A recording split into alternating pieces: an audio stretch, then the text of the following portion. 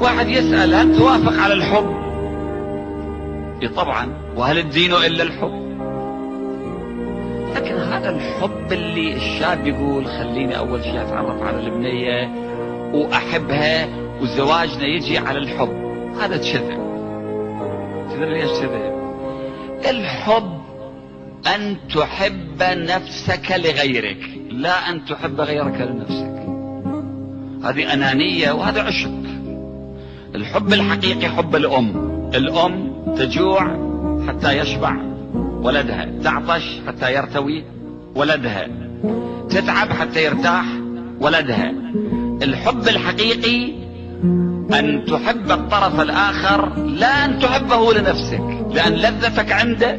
هذه أنانية، هذا حب النفس. والحب الحقيقي لا يأتي إلا بعد الزواج. كل الزيجات التي بنيت على أساس حب مسبق انتهت إلى الطلاق. روح فتش واسأل. يعني حب ليلى ومجنون هذا يحتاج لمجنون، وإلا الحب العاقل القرآن يقول وجعل بينهما مودة ورحمة.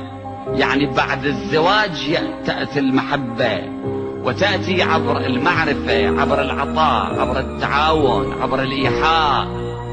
أما أن نجعل الحب شرط للزواج وخلي يتعرفون على بعض خلال فترة الخطوبة، إذا ما في عقد شرعي كل واحد يكذب على الثاني، كل واحد يبرز نفسه كأحسن ما يكون. الرجال يبين نفسه ملك، البنية تبين نفسها حورية، لكن الحقيقة غير هذه. الحب الحقيقي يأتي بعد الزواج.